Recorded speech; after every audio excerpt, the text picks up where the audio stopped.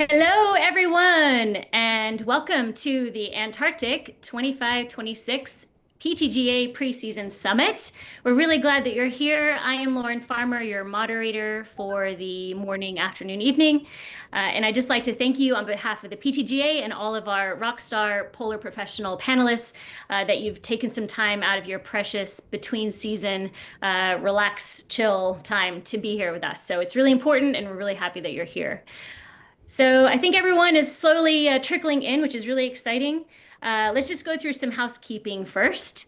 You probably noticed you've been on Zoom before. There's a chat function, and that is for chatting with each other. So the more discussion, the better. Please chat with one another. Tell us what you're thinking. And then there's also a Q&A function separately to that. So if you want to put something forward to the panelists, that is a place to ask the question in the Q&A function. This will be recorded. It's being recorded now and will be available afterwards if you need to duck out early or if you're here on catch up. And that's available in both the resources section of the PTGA website and on the PTGA YouTube channel. So we have 90 minutes set aside, and we'll really try and stick to that. So we'll move relatively quickly. We've got a lot of really interesting things to cover tonight. And also, I want to point out we have a poll function. So throughout the webinar, you might see a poll notification pop up. An interesting question to ask. Feel free to take part if you'd like to. It's totally optional. Just something fun for us to see what you're thinking and what you're feeling. So Sarah actually has just launched the first poll. So feel free to jump in there and let us know how many seasons you have worked in the polar regions. So you have a few minutes to take care of that, while I would like to cover a bit of what we're going to talk about tonight. So we've got a lot of interesting topics, a very quick overview. We're going to go through the must-knows for this coming season, and that's from IAATO's perspective, what's most important. We're also going to talk about new developments regarding entry permits to South Georgia, if you haven't heard about that yet. We'll also talk about key takeaways from the recent ATCM meeting in Milan. And then we'll talk about what we can expect from the upcoming Polar Field Staff Conference, which is happening in March 2026. And then finally, a few hot topics, tough questions. We'll talk about krill fisheries, about new guides, opportunities to get into the industry, all sorts of interesting stuff. So let's talk about who we have joining us today. As I mentioned, Rockstar panel. Through door one, we have Lisa Kelly. And if you're not familiar with Lisa Kelly by now, I'm surprised. Lisa is here representing IAATO. She is coming to us from Vermont. She began working on expedition ships in 2000 and joined IAATO in 2016 and is now the executive director responsible for field operations and developing industry best practices and guidelines. Through door two, we have Graham Charles representing the PTGA coming to us from Montana. Graham has worked in training and assessment programs around the world as a developer, assessor, and a licensed trainer. As a 20-year veteran in the polar regions, Graham is the founding director of the PTGA and is currently the program director in charge of certification framework and training the assessor team. We also have Laura Smith representing an operator's point of view coming to us from one of our favorite places, Ushuaia. Laura is a co-founder and operations director of 6D South, which operates 8 to 12 passenger vessels, Ocean Tramp, Hans Hansen, and Meridian. She is also the chair of the IAATO membership and yacht committees and has attended the treaty meeting with the IAATO delegation. We also have Isabel Howells joining us as an expedition leader coming to us from Cornwall in the UK. Isabel is a lifelong sailor. She began her expedition career as a whale watching guide and a commercial sailing skipper and now leads expeditions for Aurora. And finally, we have Jonathan Green, also joining us as an expedition leader, and he is coming to us from on board the new G expedition in Montevideo, soon to start the season. He has worked for nearly 4 decades on expedition vessels and yachts in the Galapagos and both polar regions, and he is also the founder of the Galapagos Whale Shark Project.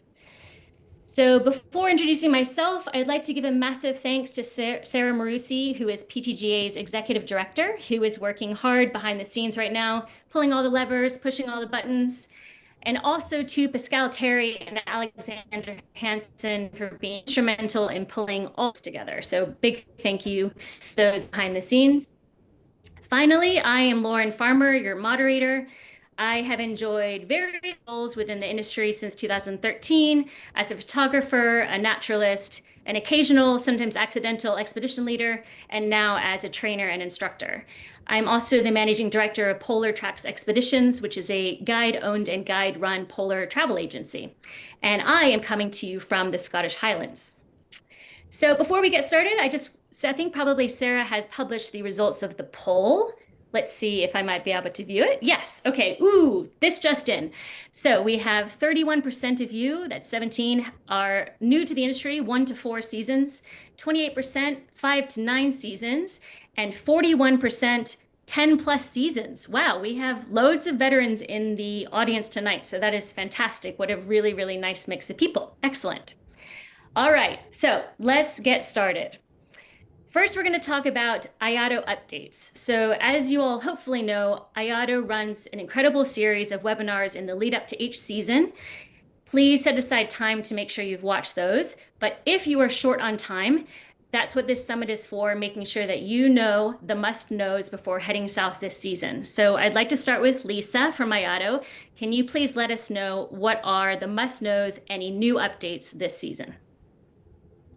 Yes, thank you, Lauren, and thank you to all my fellow panelists and to everybody who's joining. It's great to be here again and to share all of this information with you all as we head into the season.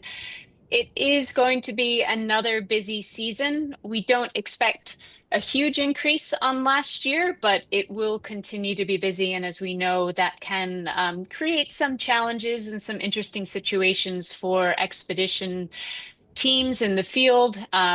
And we want to say just right at the beginning of this that IAATO, the Secretariat, we are here for you. We are here to receive your feedback and any information that you have.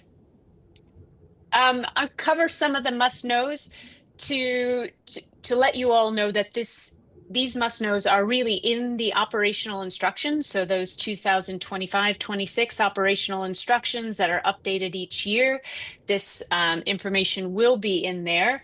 And I'd like to start with one of the big tools that came out after the season, which is the IAATO Antarctic Expedition app, as well as the IAATO desktop app. And Stella and Allison have done an amazing job on creating this new app, which takes over the old Polar Guide app.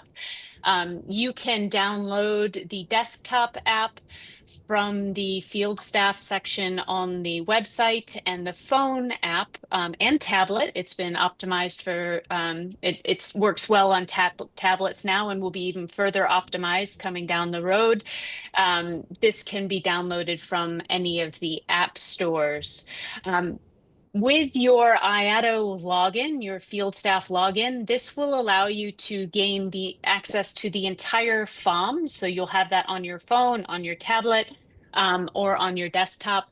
We also have a public version similar to what was in the old Polar Guide app, which has the public-facing Antarctic IAATO and treaty documentation so that that can be shared with the guests on board.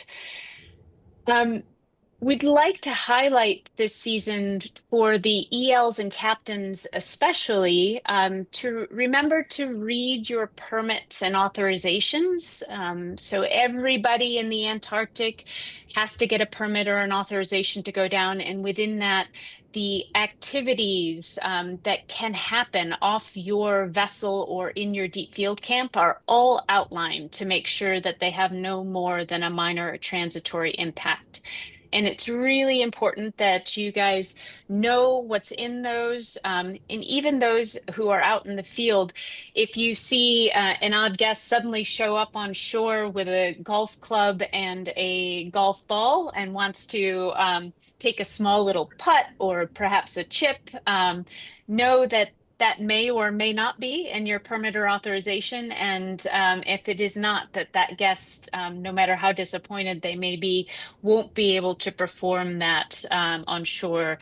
But you can always ask your EL or turn it over to your EL to explain those specifics.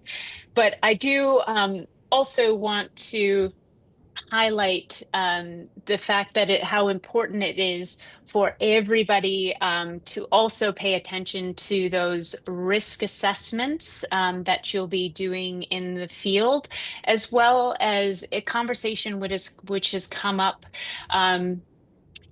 throughout many of the webinars this season, which is the ability to say no. And I actually see Bill Muntean is on the call as a guest here. And Bill, in his previous life as a U.S. Head of delegation, he did make a statement on the floor at ATCM about empowering the captains, empowering any staff, empowering those in the field. If they feel uncomfortable, if something's not right, if the risk assessment doesn't, give you that flexibility that you need in the field, just say no. It's okay. We're all in an area now where we can say that, and we will be able to have that backing behind us. Moving on to everybody's favorite topic, which is the ship scheduler. There have been some updates done on that. Jill has done a great job in getting those updates through the season. And there is a webinar. So if you haven't checked out the webinar library that Lauren mentioned earlier, please do so. And you'll see that there's a whole webinar on the updates that have been done to the live ship scheduler. Do you know that the Secretariat, starting October 30th, will be manning both the ship scheduler and the operations inbox 7 days a week, and will be there to answer your questions in normal business hours. But remember that also that the emergency line is there for you should you need it in case of a big emergency. That is manned 24 hours, 7 days a week. You can find those numbers in the EMER and also at the very top of the operational and the biosecurity instructions this year. We do have a lot of new site guidelines, and thank you very much for the Field Operations Committee pushing that work through along with Jill, helping them to get those new site guidelines. So familiarize yourself with what the new site guidelines are. There's 19 that were accepted by the IAATO membership at the IAATO meeting. And the 5 addendums to the treaty site guidelines that we had last year, those have been accepted by the Antarctic Treaty meeting this year. So there's 5 new updated Antarctic Treaty guidelines. And finally, we will have a raft of 9 draft site guidelines, which have been created this summer or northern summer. And please, your feedback from the field, and including pictures, is really, really appreciated. So please send those our way. Whale slowdowns, you all are familiar with the geofenced areas and the whale slowdowns. And at the annual meeting this year, the acoustic awareness zone in the gullet was also accepted as a mandatory acoustic awareness zone. So you'll need to go slower there to make sure that the sounds from the engines, whether it be Zodiacs or larger vessels, is not disrupting that important feeding behavior by those killer whales that are in the gullet and using all of that wonderful wave washing technique. We have the VCAPS program in place this year, and we also are partnering with Ocean Watchers, which is a group that many of you are well familiar with. We'd encourage you to watch that particular webinar as well about Ocean Watchers, and for you to participate through the Ocean Watchers app, which that data is then given into the system and also expanded to larger scientific projects worldwide. You'll need to have a field staff login, which is provided by your operator. So your operator will sign you up for that Ocean Watchers course, and then you'll get that ability to log in, do the training course, and have access for free. Those are really the big updates there. If you'd like me to go into South Georgia, I can do so, Lauren, or if we want to pause for questions. Yeah, absolutely. So just a reminder, if you do have questions for Lisa as she's chatting, just send them through as they come into your head. That's no problem. But yes, would love to hear what is new on the South Georgia front. Sure. I'll save HPAI because that'll be a separate section, but South Georgia did participate in a webinar a few weeks ago. So you can hear updates directly from Denise Blake, who is rotating out of the tourism management position, and her new colleague, Jamie. If you're in Stanley, stop by, have a cup of tea with the team at the office. I know they'd love to meet you or invite them on board the vessel. It'll be great for Jamie to get to know what your vessels are like. And some of the, I think, bigger changes, which you'll see mainly through the live ship scheduler, is that they're in areas where you have a main site, but with several little auxiliary sites. So Cooper Bay is a really good example of this, where it had, four sites all clumped in one area. There is now only one site for booking in that area, but you will be able to visit the other sites. So in order to cut down on possible double bookings, having two people in the same area of Cooper Bay at the same time, South Georgia has condensed that, so you'll find on the live ship scheduler and in the booking guidelines just that one site that you can book, and a list of those bookable sites is in the operational instructions, as well as, of course, you'll see those live and active in the live ship scheduler. Willis Islands has been opened for water activities. So if we're so lucky to have some very nice weather around the Willis Islands that you can drop zodiacs or kayaks, you are welcome to do so. Tryon Island, the landing remains closed. However, it will you can go there for water sports as well, but you cannot land at Tryon Island right now. This leads into HBAI discussions and protocols for South Georgia. Those for South Georgia won't change from last year. So pretty much everything that was in place last year will be in place this year. They'll ask if you please make sure that you are reporting it. The distances to wildlife remain the same. It's really important to keep that 5 meters, 15-foot distance. And we know that that may cause some restrictions on your ability to land at some of the bigger sites. But it is important that we all continue to be vigilant. Unfortunately, they are already seeing some signs of HPAI in fur seals. And so those who are heading down this season, do be prepared. And some of you may have seen also the reports that have come over Facebook or in other ways from the Falkland Islands that they do have in York Bay, the Gen 2 penguins have been affected. So HPAI is still around. We know from scientists that it's unlikely that it's killed by the cold. It's a pretty resilient virus in the cold, and we expect that it will continue to show also on the peninsula in particular.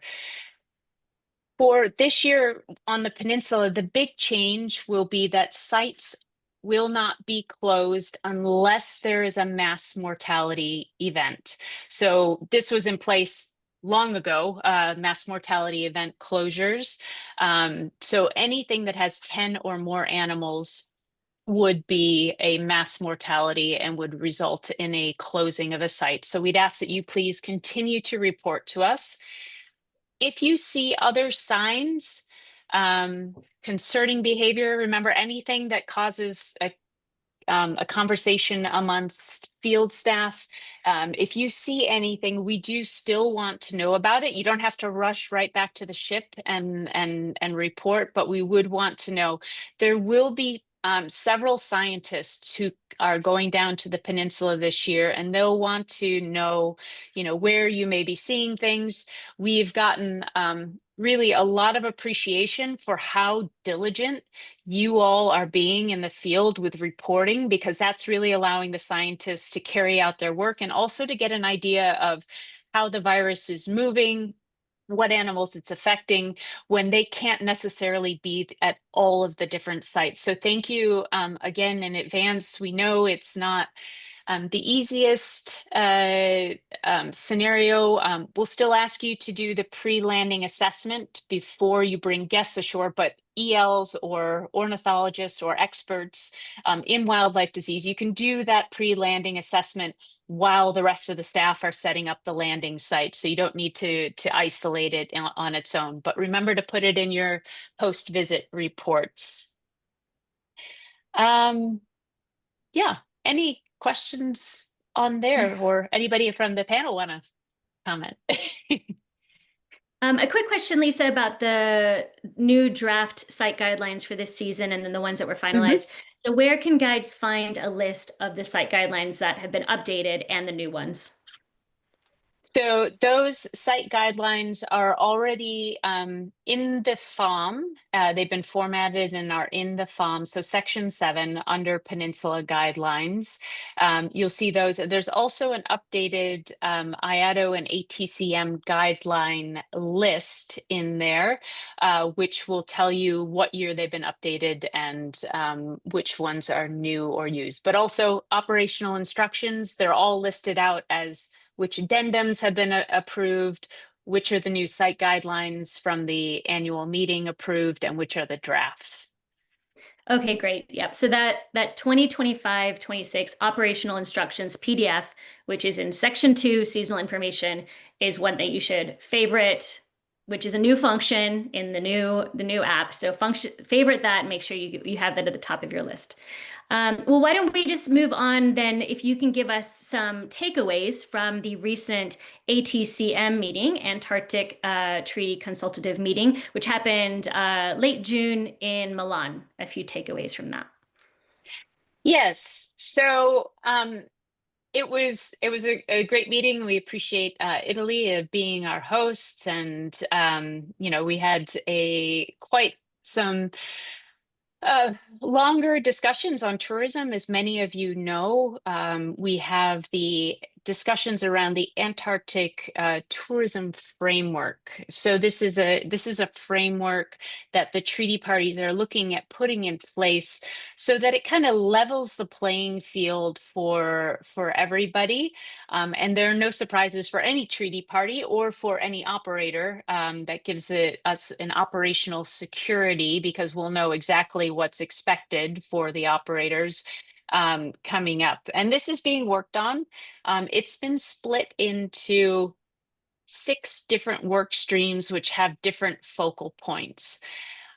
Probably the 2 most interesting work streams that are going to be starting literally in a few days will be the work stream around spatial management. That includes site guidelines, and also the work around different activities, and making sure that all of the activities are, having no more than a minor or transitory impact, and also looking at how we manage sites. So there's lots of different ideas around this. There's looking at it as kind of a regional approach, even breaking the peninsula down into smaller regions. So managing the southern Gerlache a little bit different than the northern peninsula.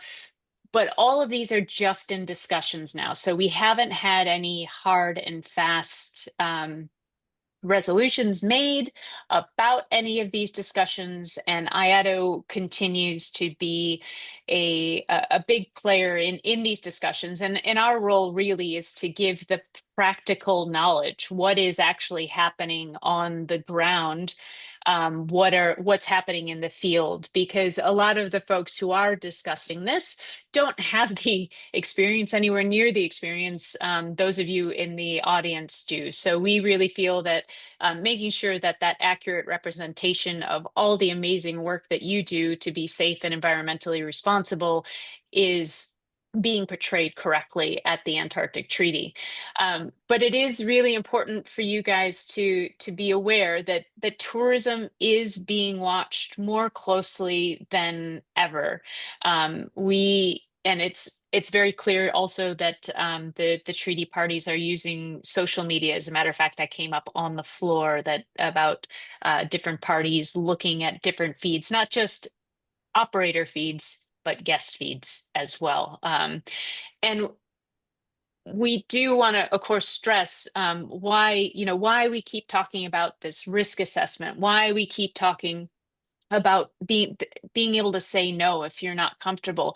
And one of the reasons behind this is that if there, while the tourism framework is being worked on, and it would seem like a slow pace to a lot of folks, if an incident were to happen in the Antarctic, so if we take the Explorer incident, for example, when that happened, the Polar Code was kind of in the background. It was not mandatory, but within a very short period of time, the Polar Code became mandatory.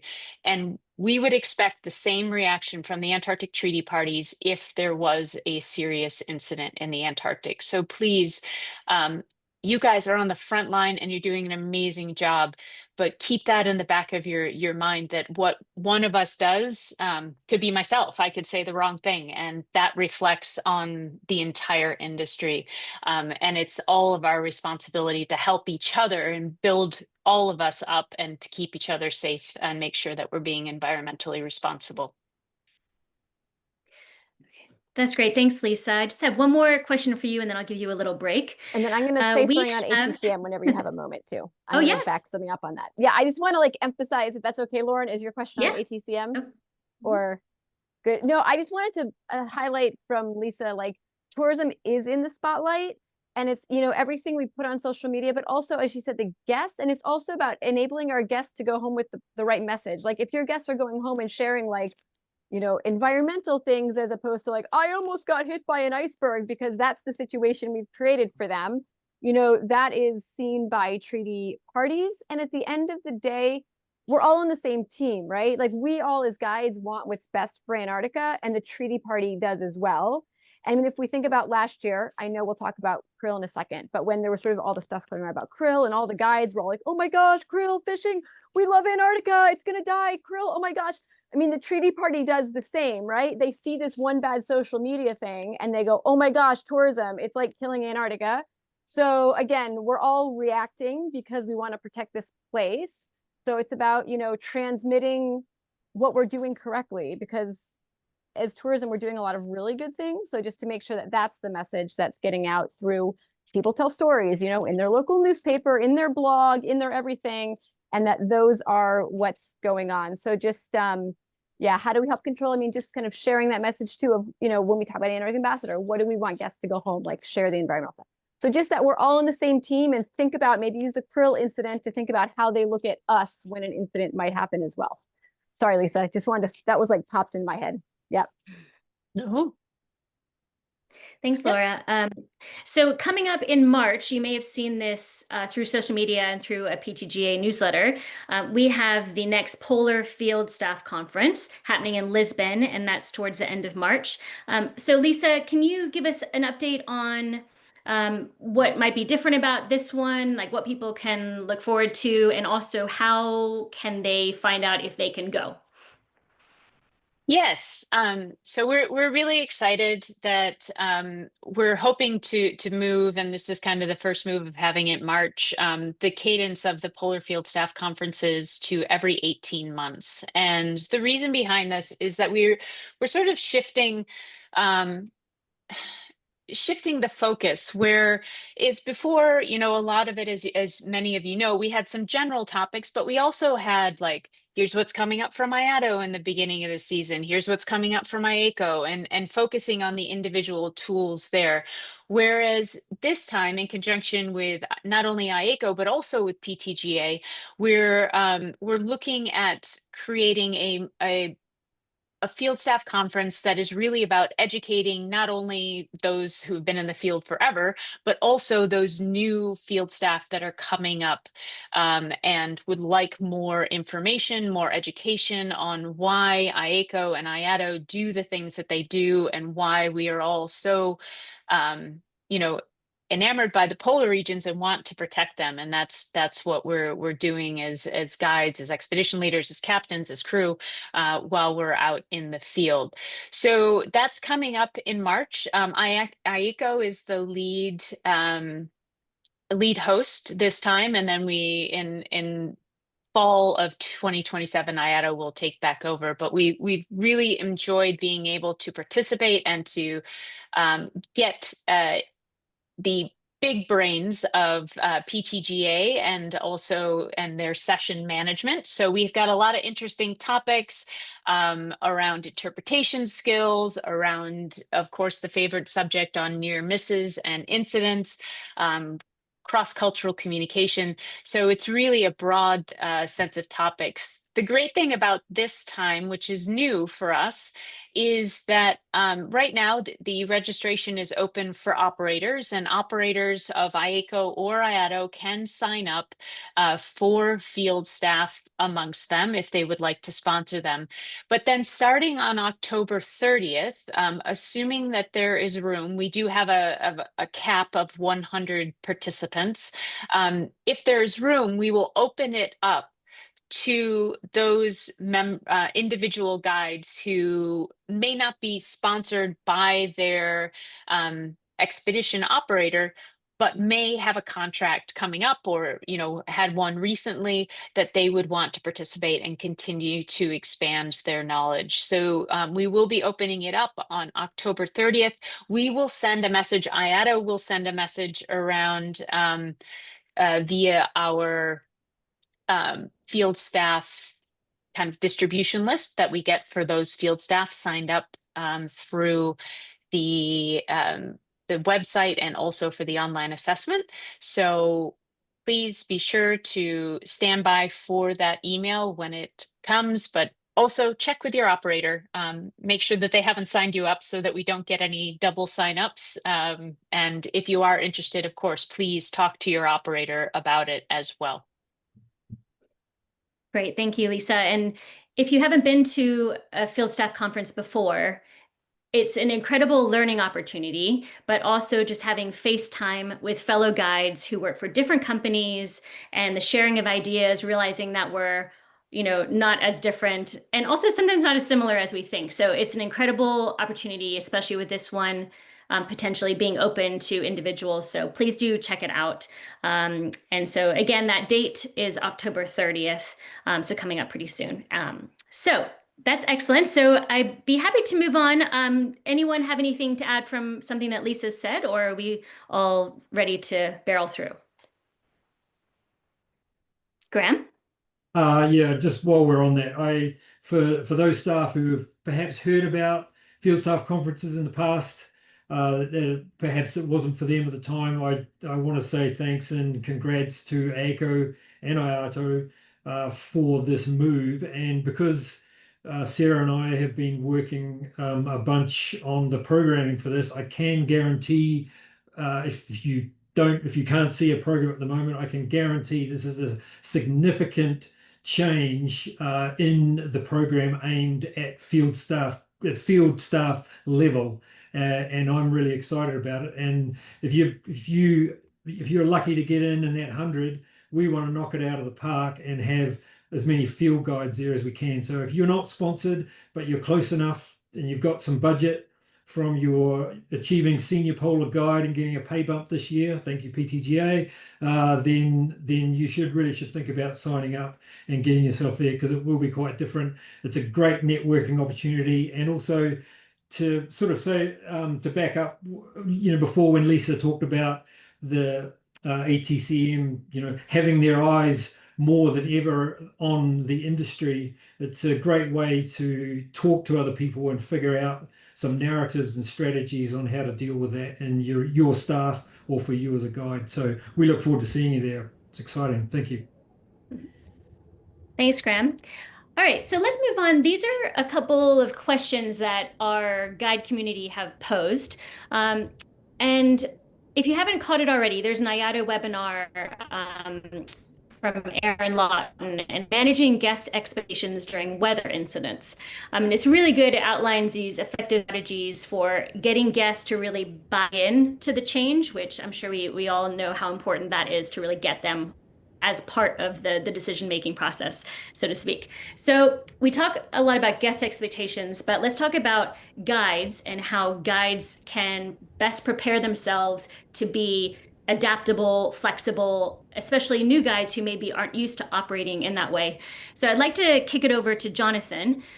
As an EL, what do you expect from your team when things don't go to plan? And let's start by talking about just the things that we deal with every day. Winds pick up, a landing's canceled halfway through, or there's sea ice at the beach, so a landing becomes a Zodiac cruise, just that kind of stuff. What do you expect from a team as far as being nimble in those moments? Okay, thanks, Lauren. That's a very broad question in many ways. I would go perhaps immediately to my first field season some years ago, and it was my first visit to Nico. Very, very excited. Nico, as we all know, is one of those amazing places that we all hope to see at some point.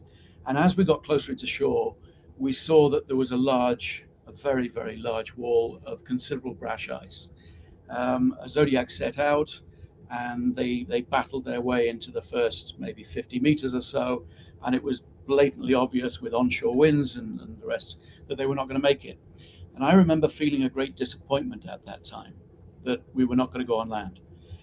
And reflecting back on that, you've got to remember that for somebody who's not been there over a number of seasons, this might be something which is surprising, disappointing, unexpected. It comes with a bunch of questions. Well, why can't they get in there, and so on? So I think a number of points that have come up in previous webinars are important here. And I think, Graham, you mentioned the fact that sometimes we hear this phrase, they were surprised by something. And the same webinar, the idea of having situational awareness is something which is so important. So I think impressing on new folks that are coming into the industry that they are going to be surprised. They shouldn't be surprised themselves, perhaps by something bad which is happening, but that Antarctica is a place where you cannot forecast, foresee, or fully understand everything which is going on. There's an awful lot going on. I think Alex mentioned changes of tide, for example, in Nico, onshore, offshore winds. So all of these variables, as they're going out there, they need to be totally aware of what's going on around them. At the same time, you know that they're excited. It's a very emotional experience. They're trying to take on board so many things. It's overwhelming to be in Antarctica for the first time, as we know. I mean, many of us have been out many years in the field. It still is overwhelming. So for new people coming in, their first impression is that they're going to be totally overwhelmed. So the flexibility that they're going to need, the understanding of the dynamic of the area that we're working in, the number of variables, but also sometimes just clear communication and explanation as to why we don't do things which aren't always obvious. To me, perhaps the wall of ice was obvious, but to somebody going in and there is wildlife on the landing area, and you see that the ice is piling in from an area. There's something perhaps that passengers don't see on the ship. We understand because we understand what's happening maybe, but new expedition team members do not understand. So clear explanation, communication about that, the reasons why we didn't do it, possibly the risks that are involved, and also the insurance that don't worry, we'll get many more opportunities. So this is not their first and last time, but these events happen. I think it's that flexibility the awareness, the situational awareness, and an understanding of exactly how incredibly dynamic Antarctica is. Laura. Jonathan, thanks for that. And also, it just made me think, I feel like in a lot of these webinars, sometimes we get it from EL saying, oh, how do I get my staff strong enough so that they know when to say no? And then we also get questions from new staff saying, how do I speak up and say, I don't know how to do something, or I don't feel comfortable? And it's like, just talk to each other. Your EL wants you to speak up. When you feel uncomfortable, they want you to speak up. So speak up and say, hey, I'm not sure, but this seems like a lot of ice. As opposed to the EL going, oh, they went in. Why didn't they say anything? We all think we have to be these superheroes, but actually we want the same thing if we just make sure that we communicate. So it's just funny because we get both of those questions, but they're actually, if they just both talk to each other. So just usually speaking up is the best bet of questioning something. Graham, you have something to add? Yeah, thanks. I would throw out a counterpoint to that, Laura, and challenge ELs. I know it's easy for us to say that ELs want their newer staff to come to them with and say, I don't know how to do this, or is this too much ice? And I think a lot of our ELs in polar tourism do work like that, but I also know there are ELs who don't, and that is of concern. And so I challenge anyone who is working with an EL or who is an EL that I agree with you, Laura, 100%, and Jonathan, but that has to be part of your job. And if you're not doing that, then you need to lift the game because that's really, really important. That training your staff is part of your role, either whether you can't do it yourself, but somehow or other working with your company or the other strong members of your team to make sure that those surprises are kept where they're more fun and enlightening rather than dangerous for the whole industry. So ELs, be very wary of that, please. So Isabel, let's take it up a level from just the everyday sort of last minute change chaos that we're all getting more and more used to. When guano really hits the fan, and I know you've been a part of a crisis or two that wasn't your fault. What can a team, so what do you expect from a team as an EL when something big happens, like a mechanical failure cancels a trip halfway through, or you need to leave the peninsula 2 days early to avoid a storm? So something that you're going to really need to manage the guests on. How do you go about briefing your team before that to make sure they understand and are on the same page? Yeah, thanks, Lauren. As we know, the more time that we're going to be spending on board, all of us, the more exposure we are going to have to crises and different types of events, which may shake up the trip or may even shake up the whole season for the operator. Now, there's a few things that I would say. And first of all, one of the most important things in an incident or even a small problem is this is the time to be really present on board. Now is the time to put in extra energy, extra time into being with the passengers on board. It's not the time to be removed from them. Individual attention to passengers is so important at this time, really checking in with people. And often I feel that you can really nip little things in the bud if you approach them early on. So no matter what your role is on board, being around with the people it changes everything. And I believe the energy that you can put out as a guide can just shape the whole atmosphere on board of the vessel, no matter what your role is, again. Next, I would say, often at this time, as you know, the leadership team might be scrambling with logistics, scrambling with damage control. They might not have the bandwidth, perhaps, for something like lectures, recaps. They might not be thinking about the daily schedule.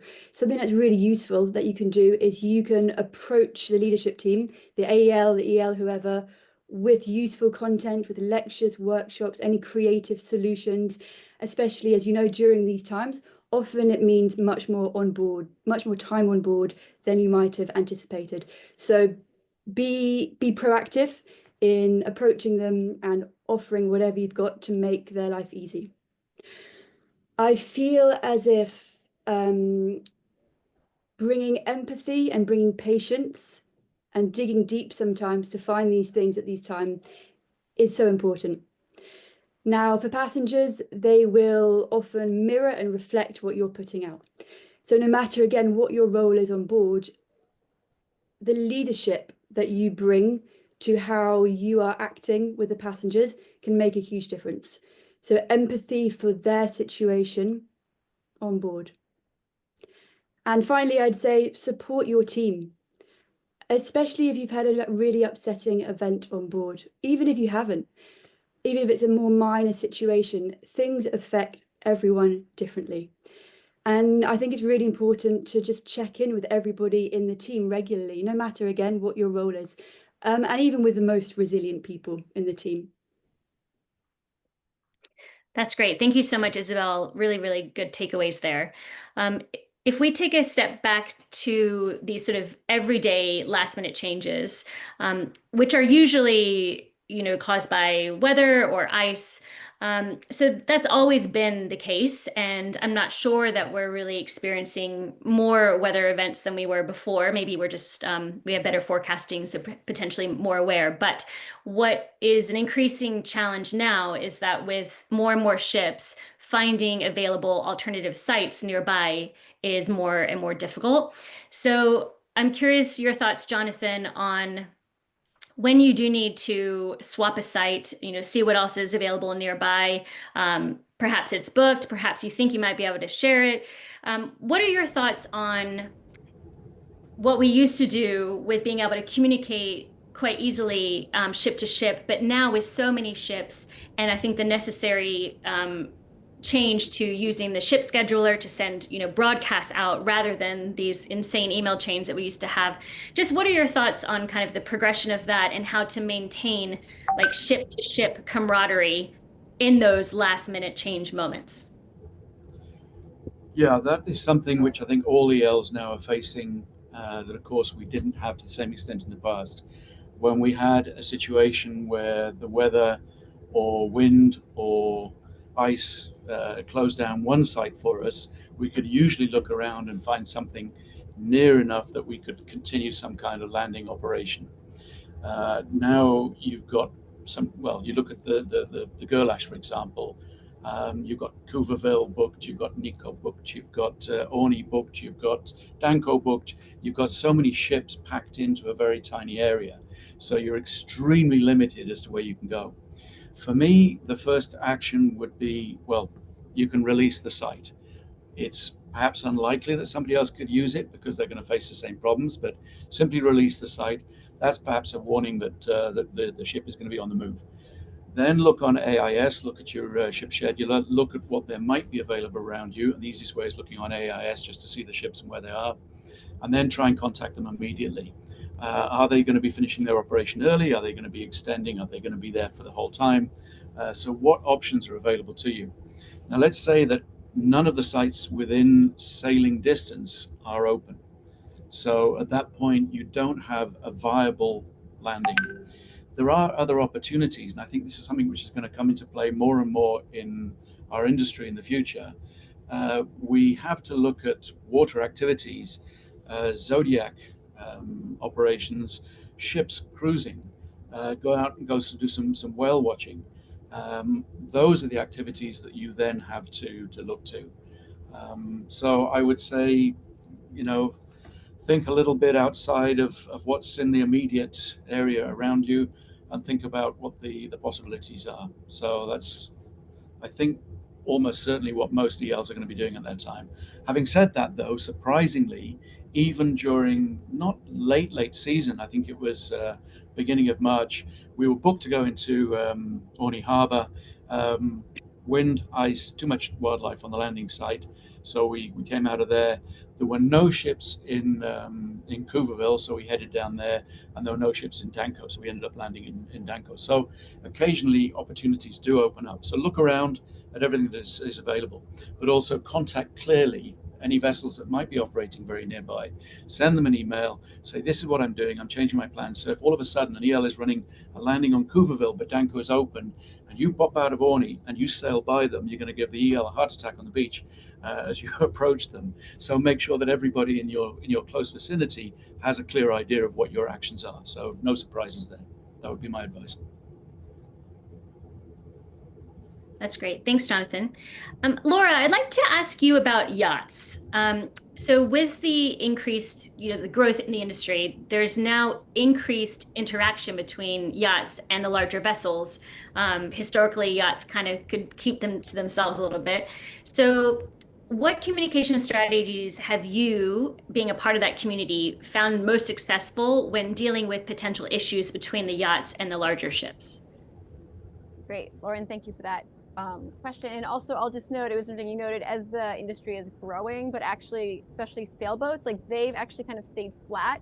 So while cruise ships are really growing, the stats for all sailing boats throughout Antarctica are stable more or less for the last 10, 15 years. So just to keep in mind that the cruise ships are growing while they're not. So yachts is a big word. It can mean so many things. It can mean a boat with a mast, with sails. It can mean a big super yacht, and they all generally have 12 passengers or less, so operate a little bit differently from the larger. By larger, I mean, for me, anything bigger than 12 passengers. They also come in all shapes and forms, because some sailboats or some yachts are IAATO members and some are not. And I just want to say, like, just because they're not an IAATO number, they're not like bad people or anything, because yachts have different reasons for being down there. Some sailboats might be a family sailing around the world. Some sailboats might also be doing charter, even if they're not IAATO yachts. So just know, like, don't go to a yacht with a certain assumption of what they know or what they're doing, because you don't necessarily know. The reality is communication is sort of easier now, because yachts do have Starlink and they do have this and that, but that always doesn't make things easier either. And in theory, sailboats are listening to channel 16, but because there's so few, maybe everyone's out on deck when you're calling and they don't hear the call. So don't just get frustrated, like, oh, I tried to call them, they didn't answer, so I'm just going to pretend like they don't matter. Like, no, that's not what's going on. If there is a sailboat, say in your anchorage or in your landing site where you're going, first of all, the tool is that as soon as the Amazon servers are back up and running, the IAATO yacht list will be in the FOM under the Section 2 seasonal information. So just if you want to know, because obviously IAATO yachts might have a different understanding of things than non, so you can look that up, like, is that yacht IAATO? Second of all, if you're going to do a landing, you're not getting a response on channel 16, just Zodiac over, have a chat with them. Maybe they're really interesting people and have a really cool story to tell. Understand what their plans are. Also, remember, the ship's scheduler is not, it's not law, it's not international treaty or anything. It's just, it's a tool that we use in IAATO. So if you're a family down there, like, they don't use ship scheduler, and they have just as much right to land as everyone else. So coordinate, figure out if they're going to be doing a landing, or if they are landing, hop ashore and figure out what their plans are. So just remember that we're all human, and, like, don't assume the worst, assume the best. So assume that we're all there. Again, we're all on the same team. We're there because Antarctica is really cool. So again, I think with kind of digital stuff now, we try not to talk to people. We try to, like, text them or WhatsApp them, and we avoid contact, but just talk with them. And it could be interesting for your passengers. I mean, if you find out this is a family sailing around the world, that's a cool little thing to add in your recap. And usually they go home saying, wow, there was this family we met sailing around the world. Like, wow, they crossed the Drake Passage. And also, if you do see yachts maybe doing something questionable, like, it is your opportunity, like, hey, just a reminder, 5 meters, good thing. And there is some public, like, a lot of the information is public. And so you can talk to your operator. There's like an outreach section that we can share. Or if you are worried, reach out to myself. I'm chair of the yacht committee, or to Lisa or the ops team. if there is something that's making you a little nervous, that isn't a simple fix like reminding distances or things like that. So just to remember, we're all human and we're all there to enjoy the same spot. That would be my best. Hopefully that meshes with other people's experiences with yachts. But that's what I'll say for now. Thanks, Laura. I really appreciate that shift in perspective and the key in maintaining a collaborative attitude and assuming the best. So I really appreciate that. Okay, so unless anyone has anything to interject, we're about to move into our tough questions. We're going to turn up the heat, so everyone take a deep breath. And I'd like to start with Graham because he deserves it. So True. my question for you is, so post-COVID, I think we all remember that first season back, second season back, there was a lot of opportunity for new guides to enter the industry because quite a few guides exited the industry during COVID. So a big influx of new guides in those seasons, 2022, 23, 23, 24.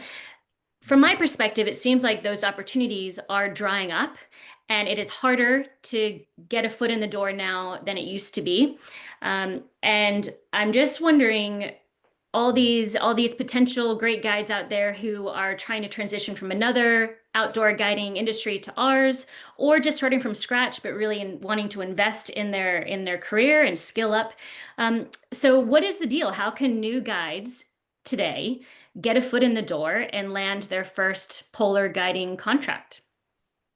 Everybody needs to call Lisa Kelly at IAATO. No, don't do that.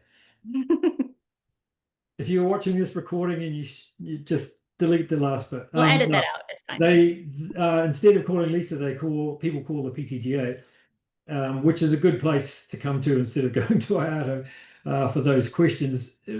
Lauren, you're absolutely right in your summary. We saw the same thing post-COVID. There was quite a lot of uptick, and then now it's really slowed down. And I know there's a lot of people out there putting a lot of work into curating, what even 10 years ago would have been a really impressive looking CV directly relative to these roles, but they're struggling to find work.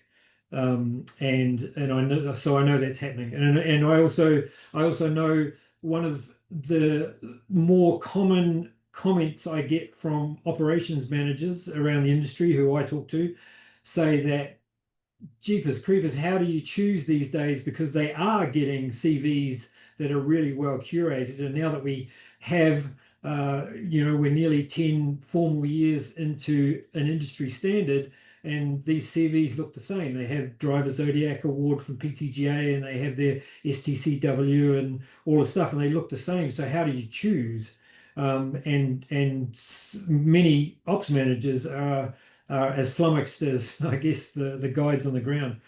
I don't know that I have an answer to your question. What gives? That's what gives. That's kind of the nature of it. I think there are less positions available right at the moment.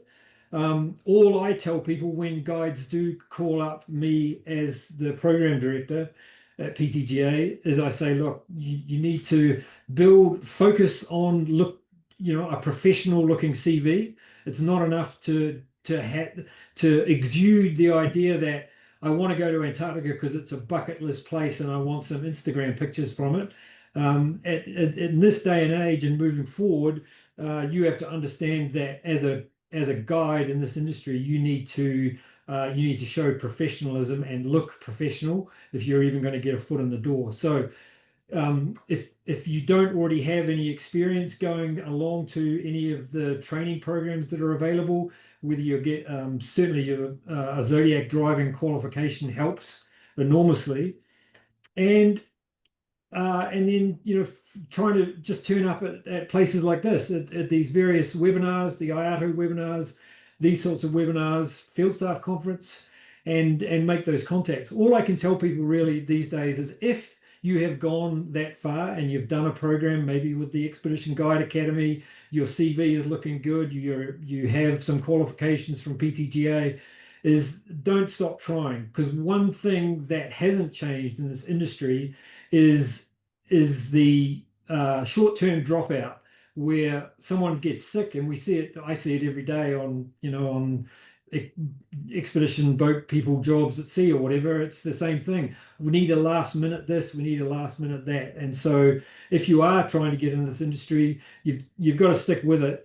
People will continually drop out. The churn will remain high, I believe, and your day will come eventually. And if you have that well curated training, and you continue to sort of keep doing that and show that you want to be better, then you'll get picked up eventually. And as we all know in this industry, whether you like it or not, if you show you're a proven performer, once you get a job, it's really hard to get out, because everybody wants you because you're there.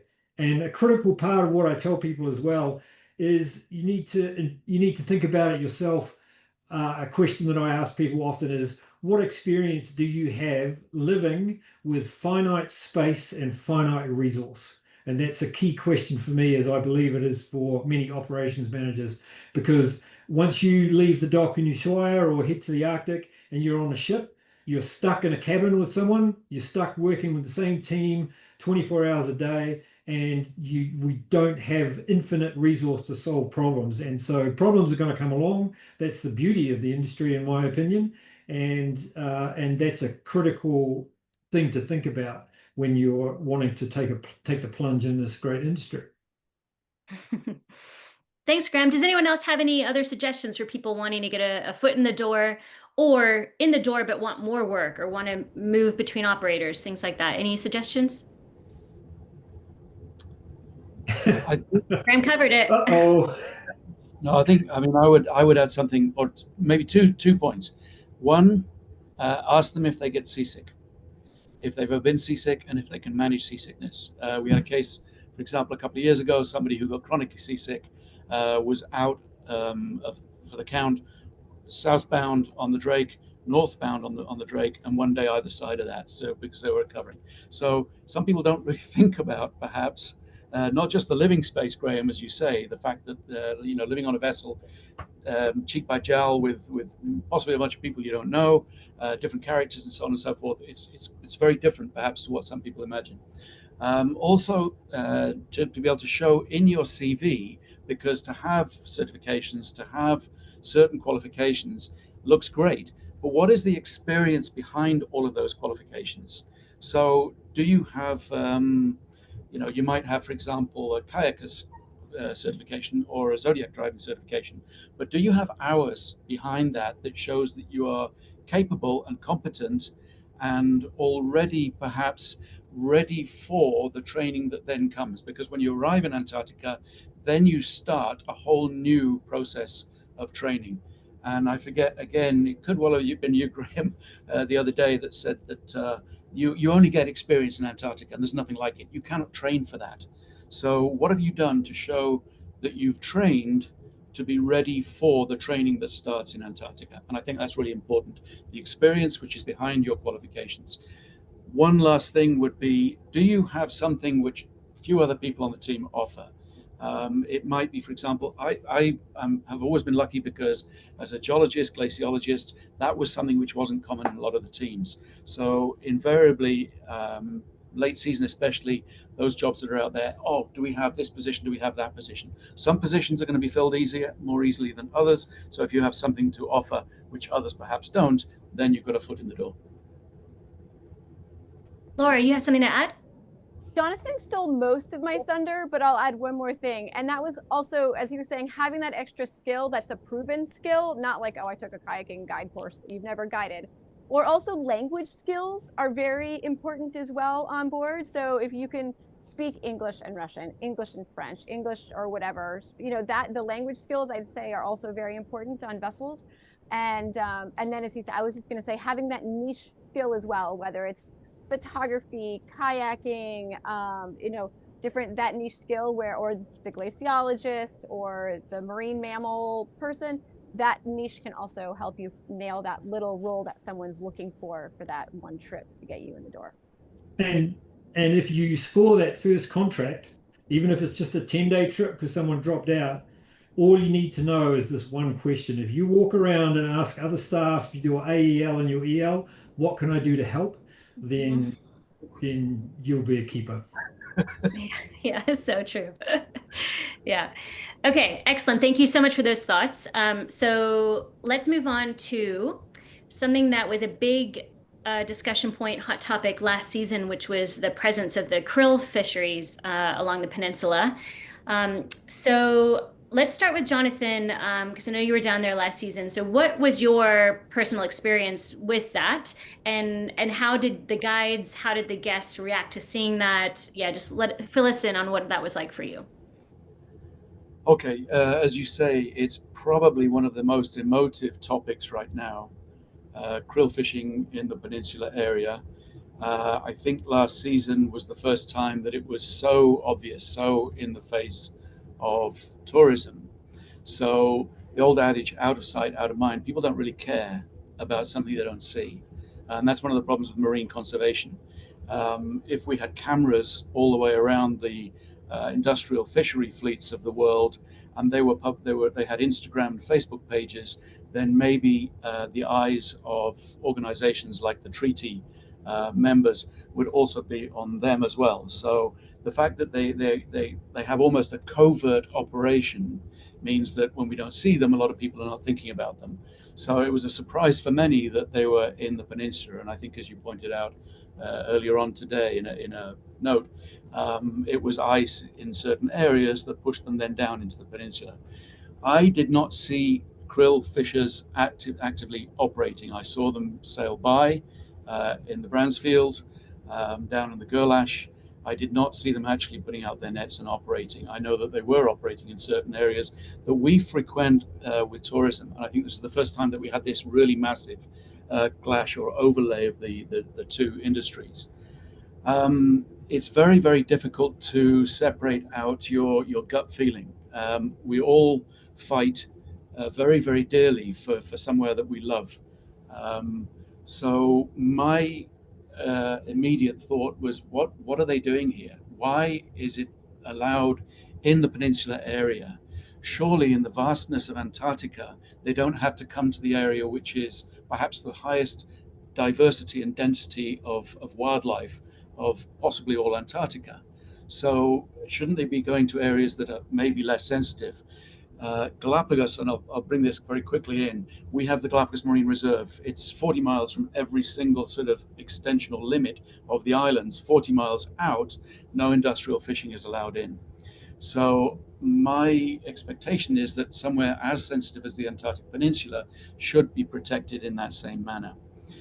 Then how do you discuss that amongst guides? I think we all have a very similar feeling about this. We know that CAMLA, the Commission for Conservation of Marine Life in Antarctica and so on, have done a lot of research, a lot of studies going into here about quotas and everything else.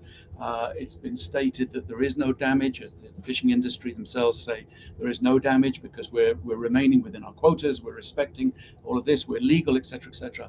But then you've got the philosophical side of it. Should this be allowed in this area? And that is something which a lot of the guests are coming up. Why is this happening? Why are we seeing industrial fishing happening here? I thought this place was protected. I mean, how many times did I hear that statement? I thought Antarctica was protected.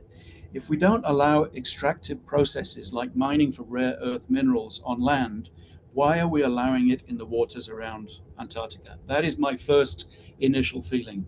And then to what end is krill fishing dedicated? So I think the statistics are fairly simple. Aquaculture is 75% of krill fishing for salmon, for trout, for shrimp. Are those necessities of life? Do we need those? Do we depend upon them as a human race for survival? We do not. And then you've got nutritional supplements. We can get omega-3 and fatty acids from other sources. Do we have really to fish Antarctic waters? That is the bottom line. That's my question, and that is something which I think everybody, especially those that come down, visitors to Antarctica, are asking that question. Do we absolutely need, as humanity, to be fishing in these waters of Antarctica? Thanks, Jonathan, for those thoughts. Lisa, is there anything that you can share from IAATO's perspective about what happened last season and maybe what we can expect this season?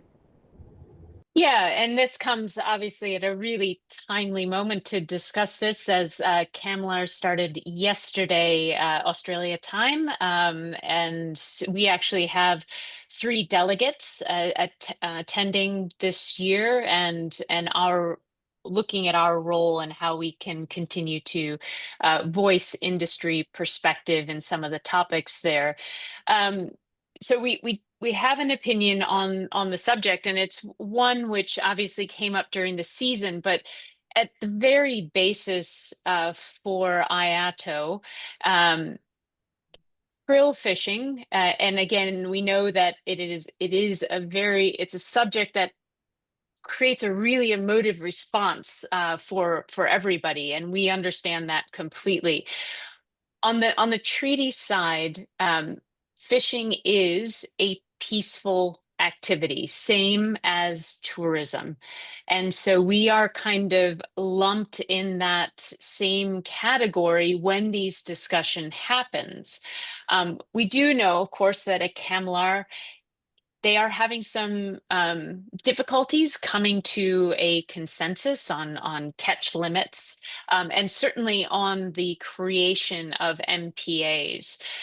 This year, based on discussions with our operators, based on discussions with the staff, IAATO has really enhanced its own statement on the support of Antarctic marine conservation and science. You can find this in the FOM. And again, we are making the investment as an organization to send delegates to Hobart. We've been online and virtual over the last few years, but this year we are sending delegates there to talk about the perceptions of the industry on our support for marine protected areas, and making sure also that our field staff and those of you in the field on the ships are getting factual information and how we can deliver that information to you. So we're looking at different resources that we can provide those out on the ships with PowerPoints, with talking points, with ways that you can raise these subjects with your guests, also in and amongst your field staff, how you can use the sightings of those krill fishing vessels as a talking opportunity while you're on board. ARC, which is the Association of Responsible Krill Fishers, we have a good relationship with them, and we talk back and forth and feedback that information. So for instance, this last season, when we had so many fisheries down in the Gerlach, and effectively you had krill fishers actively fishing while you had Zodiacs out looking at whales. We fed back that information and some of the concerns, but it's about working through this as a partnership and being able to make sure that we're getting our voice heard in the process. I think that, Jonathan, you raise some really good points of discussion pieces that you can have on board. What is actually necessary? We know that, krill oil is the best oil to get your omega-3s, et cetera, et cetera. Are there alternatives? How can we make sure that guests are educated about those? How can on board eating, for instance, one vegetarian meal in a trip, how that might change the needs in that food web that requires krill? And it's not just aquaculture, but it's even cattle grain and other aspects of that. So really, please read our statement. Know that we are speaking on behalf of the industry and the importance of protecting that place that we all love, and finding where those limits may be, and how we can express your views responsibly to CAMLR while we're there and throughout the year as you give us feedback. That's great. Laura? I actually have a question for Lisa. So if we in the field see things, like, should we report them to IAATO, or what do you want us to feedback? What kind of information should field staff be sending to IAATO? Yeah, thanks, Laura. So definitely feedback the vessels that you may see. You can also check on the CAMLR website. They have a whole list of those vessels that are actually permitted and authorized to be fishing in the Antarctic. But you can feed it back to us. We'll check for you. If you're seeing something very odd, I know Laura sent us some pictures of perhaps some bycatch this last year. If you're seeing that, please let us know. Marine debris. There's a whole form on marine debris that is really important for us and CAMLR to receive. So that's in the FOM as well. So please make sure that if you see marine debris, fishing nets, buoys, what have you, make sure that you're reporting that back to us so that we can help let everybody know, what we're seeing and why this is creating such a response. If the fisheries are down on the Gerlach this year, we're not sure. As Jonathan mentioned, normally they would be up at the Orkneys around that time, but there was a lot of ice, so we'll have to see what the projection is.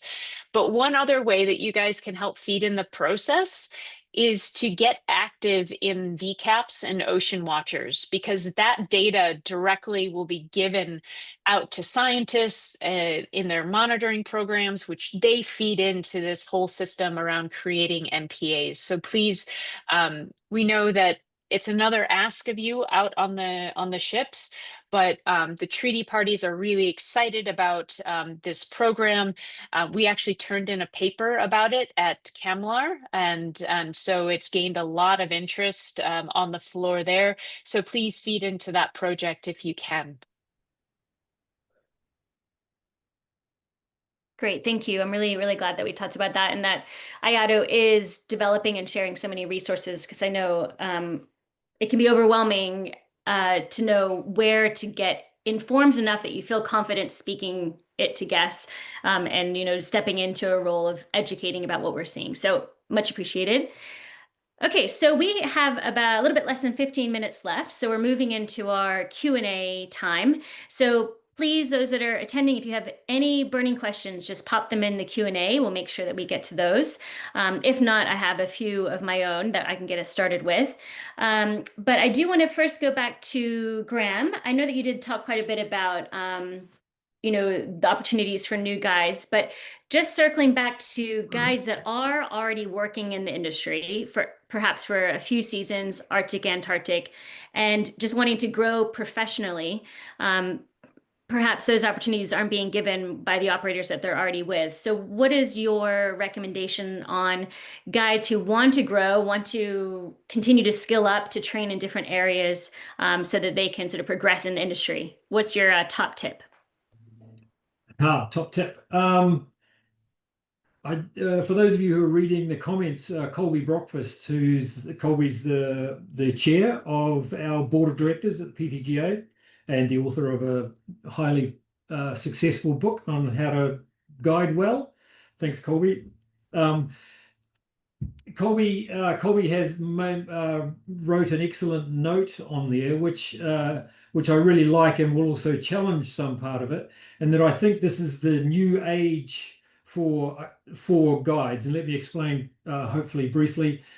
I think it's relatively easy for people to pick up certifications relevant to various roles. Jonathan pointed out the fact that the more you can show that you have some experience helps. Now that's true, but obviously also offers the conundrum of what happens if I'm super keen, I want to be professional, I've gone and done a course and I've gained these qualifications, but you still don't have experience, because you can't get experience in Antarctica without going to Antarctica. So it's a catch-22 that a lot of new people are stuck with. But I think at the moment, I think going and doing programs and getting qualifications in some of the hard skills are easy enough to do. Whether it doesn't have to be with PTGA, you could go do a hike guiding, how to lead hikes in the UK or anywhere you are, really, I'm sure, or small boat driving training programs.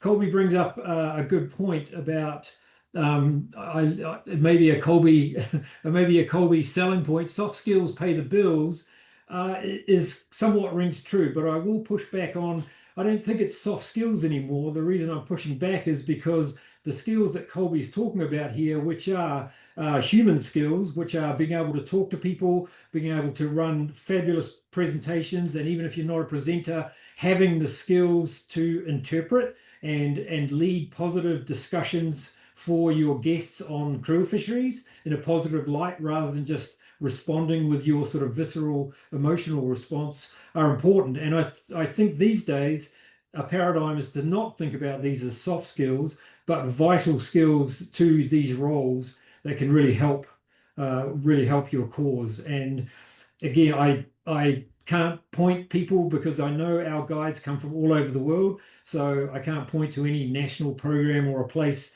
in the UK or America, but I think that's really important to look at those and figure out how to develop in those ways. Thanks, Graham. Oh, yeah, Laura? Yeah, well, I'll just say as well, like there's different ways to skill up as well. And it also depends where you want to go in the industry, because say, I don't know, being an EL may not be the right role for everyone, but you might have other skills. Like maybe you want to grow within your company and do some more development of protocols, or maybe help with your organization on an IAATO committee like the Antarctic ambassadors.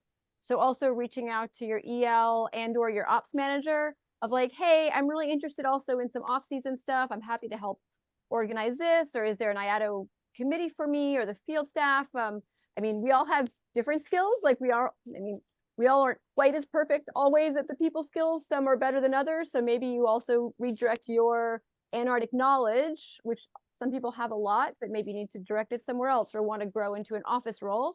So also just talking to your ops manager about maybe off season, or I don't want to say paperwork, that sounds horrible, but like using your knowledge to then help others grow, or maybe training programs or things like that. So there's multiple ways to maybe take your career. Yeah, and Laura, I will say, we're at PTGA, we're more than happy to field those questions. And then if we're talking with someone directly, even if you haven't got a foot in the industry and you're frustrated, we are an ear. We can't give you a job there, but we can help you look in the particular geography of where you're coming from, and give you some pointers on what may work. Great. Thanks, Graham. Jonathan, I have a question for you. You and I have had many years guiding together on a team pre-COVID that barely ever had space for new guides, because we just all kept coming back. And with that, a team that works together for 5, 6, 7 years comes, a lot of power and a lot of great things.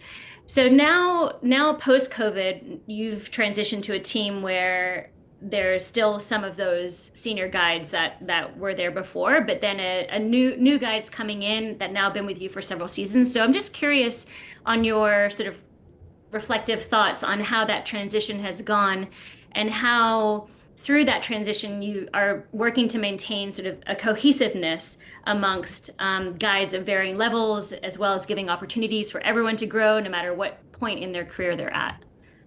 Yeah, that is interesting. It was something that we never saw coming. These teams, as you say, that have developed together over years, to a certain extent, work automatically together. You don't need so much instruction to be given. Things just kind of happen organically. By the same token, though, you can become stuck in ways which aren't always necessarily good. So perhaps somebody has some habits that aren't necessarily particularly beneficial to a team. I mean, I'm not pointing any fingers or anything, but just the idea that you shouldn't get too stuck on the idea that one team works particularly well together and that's the only formation that you can have. New blood, new ideas, new thoughts, new ways of doing things. We can learn from new people coming in as much as they can learn from us.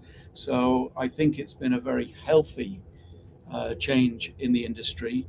I sincerely hope that I will continue to see my friends and the people I've worked with over the years. I think you build up a very special relationship with those people that you work with within the industry.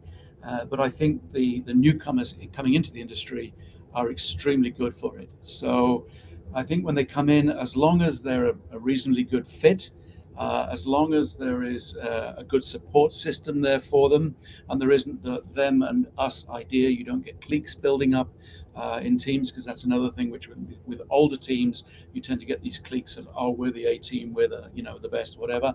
So that's not healthy for the industry, and that kind of mentality shouldn't really be present. So as long as there is a support system within the old team, so that it becomes a single unity and you do work well together. So I see it as something very positive for the industry. That's great. Isabel, I'd love your thoughts on this as well, especially as it relates to sort of training new guides and helping them skill up while in the field. And also at the same time, I'd just like to circle back to what we talked about earlier. And, Lisa said that it's been emphasized a lot lately, the importance of saying no, and just what your thoughts are as an expedition leader on how someone can sort of gain that confidence to say that. So your perspective as an EL on that. Yeah, great points. Thanks, Lauren. I think for the first point, the importance of just creating a team culture of inclusivity. We're going to get more and more people with more varied backgrounds, which is fantastic. That's what we want on board. And we need to progress and move forward as cohesive teams, keeping that in mind. And now with your second point about communicating, either with the rest of the team or your leadership team, it is, I think, a constant practice. And I think everyone needs to take ownership of their own professional communication on board and keep working on creating really clear, really respectful communication pathways with everyone. Now, good communications don't start in bad conditions. Ideally, they start when you first get on board the ship. And whether that's setting the ground, whether you're the EL or whatever your role is, a guide on board, setting the ground for what's needed on board to set everyone up for success and to feel comfortable in raising concerns about the trip as a whole or your own abilities. And one thing that I think is really vital and maybe takes practice for some is learning how to articulate your needs to the EL, help them out. Is it because you find something specific challenging? Is it because the conditions where you have suddenly been asked to drive without expecting to are beyond your ability? Articulate that. A plain no, I can't, is sometimes you have to, but it's not easy for then the EL or the leadership team to help you progress further. Do you need more resources? Do you need more support? Have you had a traumatic past experience in something like this? So the more information, the more clearly you can articulate this, the better. Fantastic. I love that. Okay, so we're just about at our 90-minute mark. So unless anyone has any final thoughts to add, any final thoughts from the panelists? Okay. Oh, I'm Laura? just going to say one thing, and this is like a really positive shout out to the guides and just a trend. We like say 5-6 years ago, pre-COVID, middle of COVID, it was this drama of like, oh my gosh, there's going to be all these new guides. It's going to be a disaster. But actually, the trends we're seeing is that the guides are some of the strongest part of the whole operation, and that new guides are really absorbing the information. They're investing in reading the IAATO FOM. They're investing in this, and it's actually some of the strongest part of the App Store of like what we're seeing as a trend. So like, good job, guys. Good job to everyone listening to this. Like, you guys are investing in yourselves. You're showing up and you're really doing the best thing for the guests, for the continent, and for anything. So really good job. Thanks, Laura. And we have just had a question pop in at the last minute, which I think is quite interesting, from Anonymous, so mysterious. From the different perspectives of operators, IAATO, PTGA, ELs, how can we better quantify working experience in polar regions other than simply saying X number of seasons? I'm seeing more and more reference to seasons of experience in policies. However, it seems that 2 seasons totaling 60 days working is quite different than 2 seasons with 120 days working. And I can tell that Graham's just going to love this one. So let's start with you, Graham, and then everyone else feel free to chime in if you like. Again, it depends, which is my number one answer to every question out there. How can we better quantify working experience in polar regions?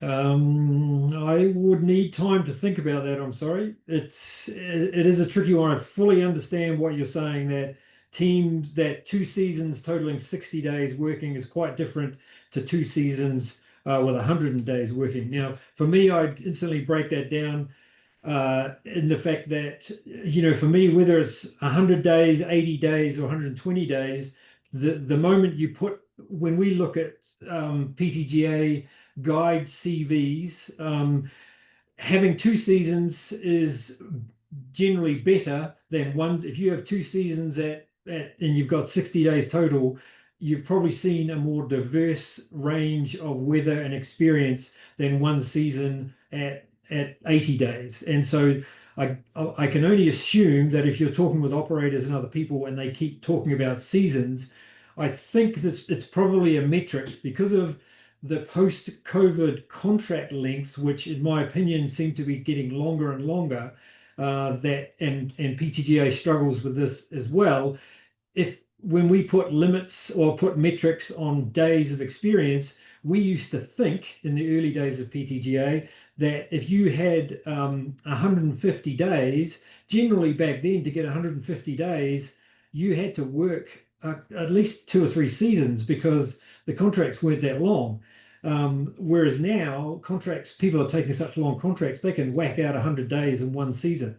But what I will say is that even at the PTGA, that metric of number of seasons generally says more experience with different places, different weather, and whatever seasonal challenges come. And that is a strength, I think. No, that is a quality that people are leaning on currently.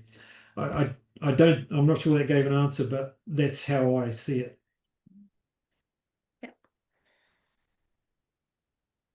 Jonathan?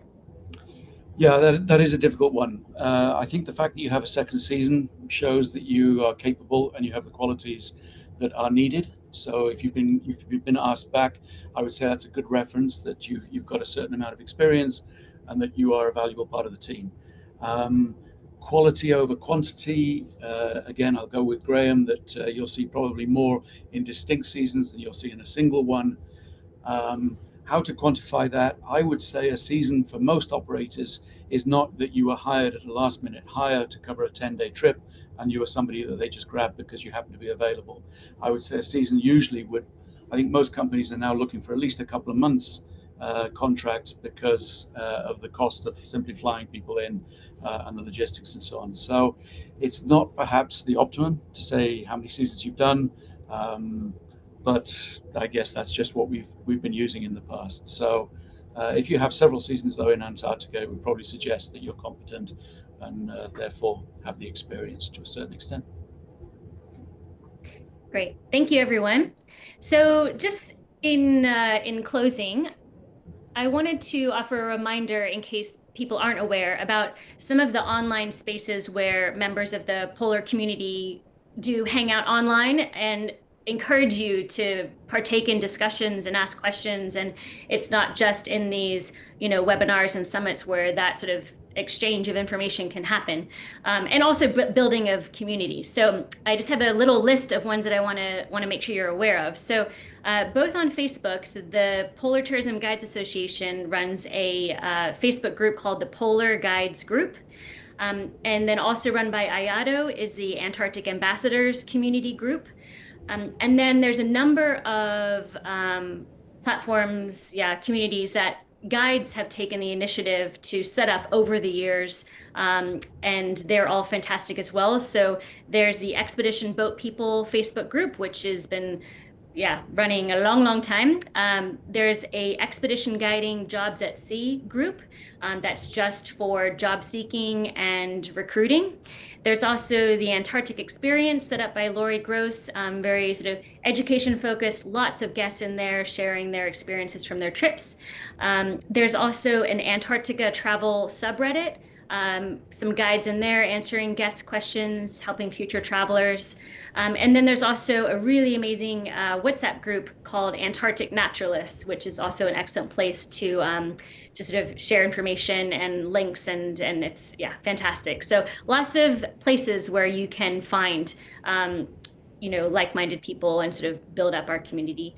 So now I would like to pull Sarah from backstage. She has a few little reminders to share from the PTGA. So welcome, Sarah. Hi, everyone. Happy to step in from behind the scenes and say hello to everyone, and also still try to manage logistics for this Zoom webinar. I just want to say a huge thanks to our incredible panelists for contributing your time. This was a fantastic discussion, so thanks all, and thanks to everyone that's joined us live. We really hope that these summits are a way for the community to get together, ask questions, and learn insights on what you need to know before heading off to start your season of guiding. Before we wrap up, I just wanted to share a few quick updates for our members to look out for this week. First off, we're going to be celebrating a huge milestone next year. Graham, you probably have been paying attention to the calendar. The PTGA turns 10 years old next year as an association. And to mark this, we're going to launch our first ever membership-wide survey. So we've never sent one before, and we're hoping to find out more about you, how we can provide better resources and support you all as guides. So please keep an eye on your inbox. That's going to get sent out this week. I've put the link to subscribe to our newsletter in the chat now, so you'll subscribe and get that. And then second, a final reminder about the Polar Field Staff Conference. Please, please, please keep an eye on the registration opening up for individuals if there's space and you can join in. If you're able to be sponsored by your company, great. Please let them know. We'll include a reminder about that in our email message this week. It's a really exciting time, lots happening as the Antarctic season gets underway. So thanks again to all our panelists. Thanks to all of you. Be safe, have fun, make good decisions out there. And we look forward to seeing you next time. And now I'm about to end the webinar. So now's your time. Panelists, wave. Bye. Thanks, everyone. Thank you. See you next time.